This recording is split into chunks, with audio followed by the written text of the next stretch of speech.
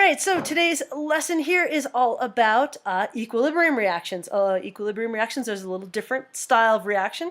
Barely mentioned it in one of our earlier lessons, but this is the kind of reaction where we get things going both forwards and reverse at the same time, which is a little bit different, a little bit more sophisticated than a lot of the one-way reactions that we've talked about. And then the kind of general topic that we're talking about here is something called kinetics. Kinetics is basically the study of reaction rates and how reaction rates are affected in reactions that can go both directions. So that's what we're going to take a look at today, is basically what are equilibrium reactions, how do they work, and then how do we kind of start to study some of the basic kinetics of those kinds of equilibrium reactions. So here we go. Have you ever made a mess like this at your house? I know I have. I know my dog looked like that one at the bottom when I did it. But you may have had the experience of spilling something large, something that had lots and lots of numerous small particles to it, and then you had to clean it up. So I promise this is actually relevant. But if you've ever done a reaction like this, where you were trying to scoop up all these little particles, you may have had the experience that as you start to clean it up, it's actually quite easy, right? Every time you go scoop up, use your dustpan or your cup or whatever it is that you're picking up. Every time you scoop it up, it's really fast, right? Because you can pick up a full scoop every single time and pick it all up.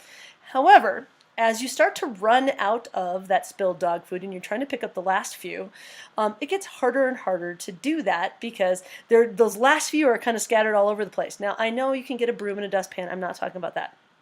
I'm talking about just trying to pick up. You could think about just like picking them up with your bare hands, right? You can get a full handful, but then you get to that spot towards the end where you're literally picking up single ones at a time. So this is kind of this idea. I like how my last sentence there isn't correct. How is this like how is this like a chemical reaction? This idea of being able to pick up these little tiny particles and how that rate changes as you go through the reaction is kind of that common idea that we're going to talk about today. That converting from having all of these pieces on the floor to picking them back up and putting them away is similar to how reaction rates change as reactions progress. So what we're taking a look at here now is not just initial reactions, but how does the speed of a reaction change over time as the reaction progresses. So what happens here is you start off with maximum concentration of reactants at the very beginning and zero products, right? So you've got the maximum number of possible collisions can happen right at the very beginning, because in that container, that beaker, or whatever it is that you've got, nothing but reactants. It's like that food all over the floor. You can just dig your hands in and pick it up, and you're going to do the maximum number of collisions, the maximum number of reactions that you can do in a given second. It's probably more like a millisecond in real chemistry, but in a second, whatever. However, as that reaction progresses, you start to run out of reactant, right? That reactant's being turned into product. And now those last couple of reactant molecules, they could be on like opposite ends of the beaker. They can't even find one another because there's so many product molecules in the way. Just like if you're trying to pick up those last couple of chunks of dog food, you got to go over there to get one, they got to go over there to get one, and go over there to get one. It really slows down over time. So this idea that reactions start very quickly and then slow down is something, like I said, that we call kinetics. It's the study of how this reaction rate changes. The reactions a lot of times that we have done in class are so fast that reaction happens almost instantaneously. So it started off really immediately and then it's just zoom, it's done. Many reactions though happen more slowly, so we can actually kind of study this idea of kinetics over a longer period of time. So what these look like when you graph them out is kind of like this, where you have a reaction rate graph. It starts off like this, where you've got a reaction concentration on the left, so that'd be like molarity, and then you've got over time. So if this was the amount of reactant that was present at the very beginning of the reaction, you have a bunch, right? It starts off at kind of the maximum level over here, and then as you get towards the end, the amount of reactant that's left gets lower and lower and lower, and it kind of slows down over time. So again, when we talk about reaction rate graphs, we're going to look at a lot of these over the course of this particular lesson. It's the change in concentration over time. So at the very beginning, you've got your maximum concentration. You can think of it as 1 molar, you can talk about 100%. It's the most that you're going to have is what you start off with at the beginning. And then after a while, it kind of curves down. It's kind of like an exponential graph. If you've seen exponential decay graphs, they have that kind of a shape to it, right, where they curve on down. And at the end, it starts off really, really quick, drops off super fast, and then as you get towards the end, it really slows down. Actually, probably your direction would really go this way, right? Almost becomes zero at the end by the time you're always done. This idea of slope here is actually very important. Now, I know it's a curve, and trying to figure out the slope of a curve is kind of a challenge if you haven't taken calculus yet, but you can still look at the steepness of the line at the different points, because that slope is really valuable. Slope is the change in concentration over time, which is a rate. That's the speed that we're talking about. How quickly are the concentrations of the reactants getting used up, or are the products being created? So at the beginning of this, the initial rate is the fastest. It's the steepest part of that curve. And then it kind of slows down, and then at the very end, it's basically completely flat. I'll show you what it looks like here. And then the last thing to kind of keep in mind, and I'll get back to this graph, is that almost all of your reaction is going to happen in those first couple of seconds. And it's truly milliseconds, but those first couple of seconds, that's where all of that reactant drops off. And then after a while, it just kind of slows down, and you're just kind of picking up those last few chunks off the floor, basically. So looking at our final graph here, this is what you start off with when I'm talking about slope, so you can see it a little bit more easily. Again, it's kind of in math class, you would call it a tangent line. What's the slope of the tangent line to that curve? So at the beginning, your tangent line's almost vertical. That's your fastest rate, steepest slope. When you get to the middle of it, you can see it's kind of that sort of a shape. And again, that tangent line is a little bit less of a slope to it. It's definitely decreasing, right? It's a negative slope, but it's just it's flatter. And then as you get towards the end, it's basically coming out to zero, where the amount of reactant is more or less run out. There may just be a few that are left, left over here and there. But in general, we would call that reaction complete at that point. Even if one or two of the molecules is colliding, not enough for us as big observers to really see a big difference there. Keep in mind that it's quite all right if the final concentrations don't ever actually get to zero. Just like you may never pick up that last chunk of dog food somewhere, well, those last two molecules may never meet one another, or it just may be so far off in the future, it's just not useful for us. So again, that idea of a reaction rate graph, that exponential decay, and that the slope of the graph at each of those different spots is actually a really important value for us. The slope gives us an idea of rate. The steeper the slope, the faster the rate.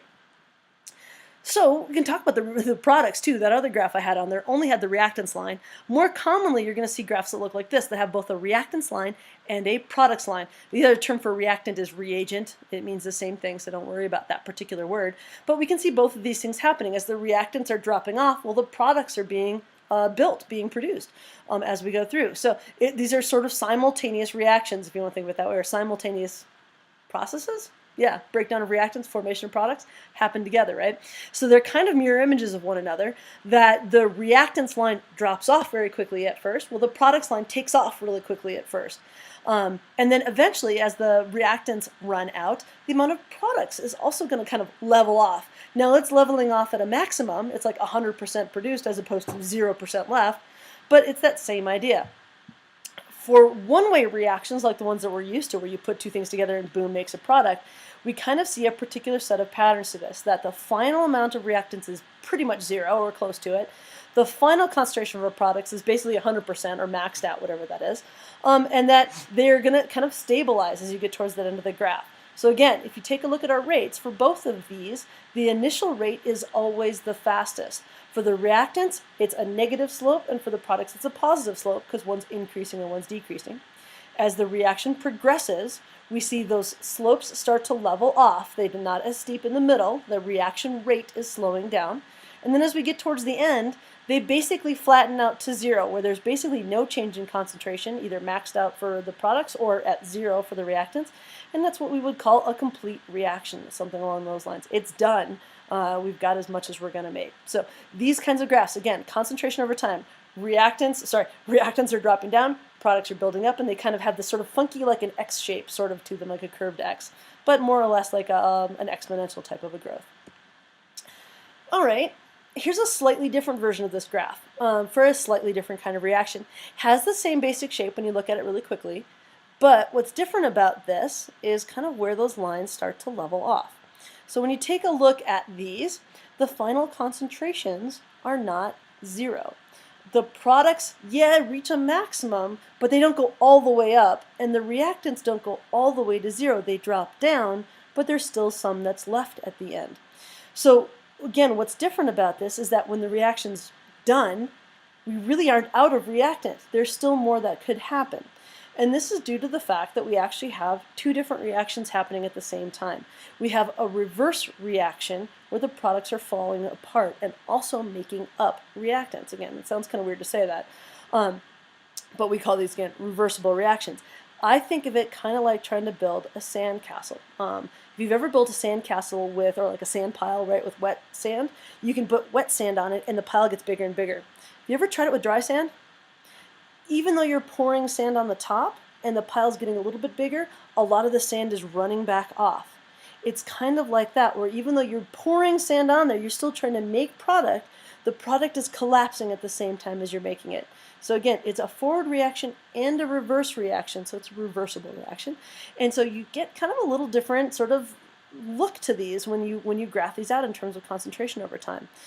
When we try to draw them as a reaction, then we don't use a one-way arrow because we're getting both adding on and breaking apart at the same time. We use a double arrow, and you can see it right there where reactants are forming products, but you can see the reverse reaction there is too, where products are still forming reactants. So again, it looks a little bit different to draw it this way. And these are what we call equilibrium reactions or reversible reactions to it. They don't ever reach completion. Again, completion is where you run out of reactant and you're at maximum amount of product. These never do that because, again, the products are still falling apart and kind of recreating reactants, which is kind of weird. The normal reactions occurring, for sure, you're getting reactants forming products, but at the same time, some of those products are falling apart and reforming reactants. That's why you never quite run out. There's always a little bit of reactant that's there. At some point in time, however, as this reaction occurs, you will get some sort of a balance point where the amount of stuff that you're making and the amount of stuff that you're breaking apart is exactly equal to one another. And this is where there's no change in concentration. And you can kind of see it in the graph here over in kind of this zone, and we'll come back to it here in a second. But there's no change. They sort of level off, but they're not leveling off at 0 and 100%. They're leveling off someplace in the middle.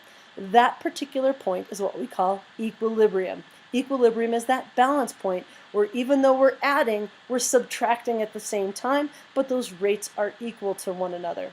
And again, this doesn't mean that the concentrations are equal. This is a kind of a misnomer for the term. Equilibrium means the rates are equal, not the concentrations. The concentrations can be different, but they're stable over time, and that's the big idea here. And again, you can see this in the graph where it kind of levels off towards the end, where they've kind of both sort of leveled off. It's not at 0, but they're stable, and that stable position at the end of these graphs is called equilibrium. So when we talk about this, it's kind of like what I call the leaky bucket analogy, when we're trying to figure out how does this thing work. These idea of equilibrium reactions, what is this really like? Again, I think of it like building a sand castle with dry sand or filling a leaky bucket.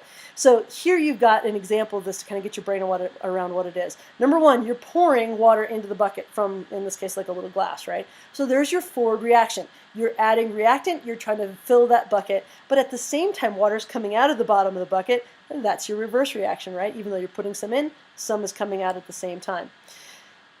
What we're talking about at the end is at some point in time, you'll reach that balance where the forward rate and the reverse rate, the amount that you're putting in and the amount that's leaking out, are equal to one another. And at that point in time, we call that equilibrium, and there the water level in the bucket's going to stay the same. You're still adding, it's still flowing out, but that's a type of a balance. That's what we call equilibrium, where the rates are equal to one another. Now, you can have some other circumstances where the amount that you're pouring in faster than the amount that's coming out. In this particular case, that bucket's going to be filling up faster than it's leaking out. And again, at first at least, it's going to keep going up towards the top. And you can get to that point where that bucket's almost full, man, and then you got to kind of slow down a little bit in order to get it to kind of balance out. You can also have the opposite, right? Where the amount of water that's flowing out is faster than the amount of water that you're pouring in. The reverse rate is faster than the forward rate. And if you took a look at what's going on in the bucket at that point in time, the water level in the bucket would be dropping, right? You'd be losing water overall. And eventually, again, you'd have to kind of change your, if you wanted to get it to balance, you'd have to sort of change your rates at some point in time to make that work. So again, it's that idea of the comparable rates between the forward and the reverse reactions that kind of determines when you're at equilibrium. So again, that's that idea of forward rates versus reverse rates, that they're happening at the same time. Here's what this looks like when we graph them out. And they look a little bit different, but you want to kind of get used to dealing with these kinds of graphs. Again, these are concentration graphs, and they look a little bit like our equilibrium graphs that we've dealt with before, and they look even like our are completion reactions that we saw at the beginning, where you've got changes in reactant concentration, changes in product concentration over time, and then both of them equal out over time. But here's what's different about these. In one of them, notice the lines cross, the one on the left, and the one on the right, the lines don't cross. So here's what happens between these two of them, is that if you take a look at this graph on the left here, you can see that at the end, at equilibrium, we have more product than we have reactant. On the right, we have more reactant than we have product. It's kind of weird in terms of how that graph works, not how we normally picture how reactants are. So how does this work in terms of reaction rates? So this one on the left, we would say that the products are favored, and this is a bit of language I want you to get used to using. Products are favored. That means that we have more products at equilibrium. And the way that this would work is that that forward rate was initially faster than the reverse rate. And again, what's happening here is that we're making a bunch of product initially, so we kind of bulking up the amount of product that we have, and then the amount of reactant kind of runs out, and then eventually they reach that sort of equilibrium and they stabilize over time. So this is kind of what it would look like with our little double arrow thingy, and we can use kind of different sized arrows to represent that our forward rate is faster than our reverse rate, and our reverse rate is a little bit smaller, so that allows us to build up product faster, at least initially, than we were breaking it back down. Eventually, again, at some point in time, they will reach equilibrium, but by that point in time, we've already made enough product to kind of have the products be in the lead. Products are favored. Now let's take a look at this one on the right, and it's definitely a little bit weird. In this case, because we have more reactant at the end, we would say the reactants are favored, and this is the opposite case, where our forward rate is actually slower than our reverse rate. Our reverse rate's faster. In other words, we're starting to break apart products faster than we're building them. It's a little bit weird. And again, if we were to do this with our double arrow sort of notation, we'd say that our forward rate, ooh, I had this backwards, boy, I totally did that wrong, didn't I? This reverse rate should be the big one, and the forward rate should be the small one, so I totally did that one wrong. It should be a small forward arrow and a big backwards arrow, something weird on the, my bad, my apologies. So big forward arrow, big arrow to the right, no, big arrow to the left, and a small arrow to the right, kind of weird. So anyway, forward rate is not as fast, reverse rate is faster. And again, this is unusual, but it can happen in terms of what they look like. So these graphs look a little bit weird, but again, you can say, hey, there's more reactants at equilibrium. That means that my reactants were favored, so therefore my reverse reaction towards the reactants had to have been a little bit faster. If you look at that graph and say, hey, there's more products at equilibrium, products were favored, so the forward reaction, the one that made the products, has to be the faster one of the two, at least initially. And again, at equilibrium, they equal out, but initially the rates are a little bit different. So keep in mind, there's a sort of a different set of graphs that we'll see occasionally, and I just want to point this out to you. I have shown you all the graphs so far have been about concentration. You will occasionally see, or this is the kind of graph that we've seen, which is this amount graph like this. You will occasionally see the ones that don't say concentration over time, they say rate over time. So again, it's a little bit different, but I want to show you what this looks like, just so that if you see them when you're out and about, right, looking them up on YouTube, that you'll see something else. Like I said, we've been graphing concentration over time. Sometimes graphs of rate over time are more useful. They look like this, and when you see reaction rate, they kind of look similar, right? But this is talking about the forward rate and the reverse rate, but here you can see how equilibrium looks different on these two different kinds of graphs.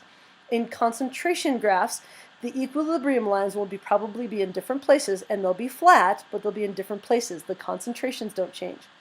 If you're looking at a rate graph, here you can see that the initial rate started off quickly and the reverse rate started off slowly, but over time they came to an equilibrium rate. And again, equilibrium means the rates are equal. So a little bit of a different style of graph. So just I want to warn you to be very careful about looking at what's on this y-axis. The ones I'm going to show you and the ones I've shown you so far have always been concentration graphs.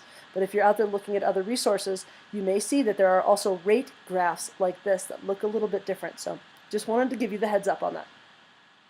And then finally, here's our review for what we did today. So we looked at equilibrium reactions and reaction rates overall.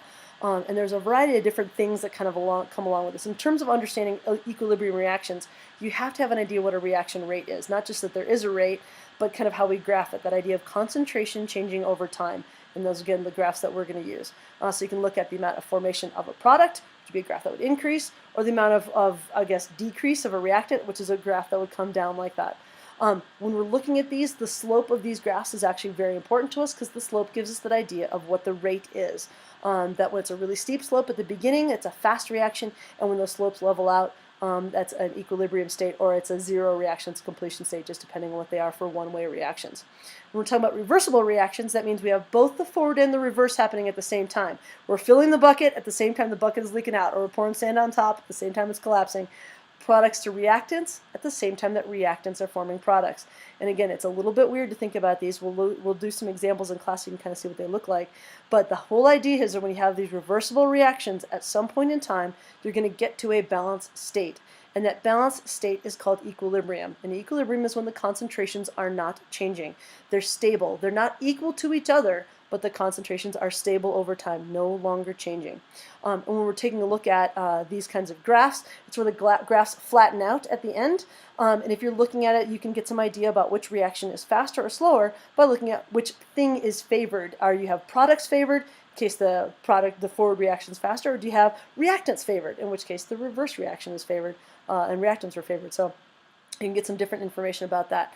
And then lastly, I did show you that there are reaction rate graphs that look a little bit differently, so just be a little bit careful about that. Again, I'll be pretty consistent in showing you concentration graphs rather than rate graphs, but there is something else that's there. So there you go. In terms of getting a basic introduction to what equilibrium reactions are and how they have that balance between a forward reaction and a reverse reaction, and looking at reaction rates, change in concentration over time. So hopefully you got at least some information about that. I know it's kind of a confusing topic, so we'll work on this more in class tomorrow. See you there.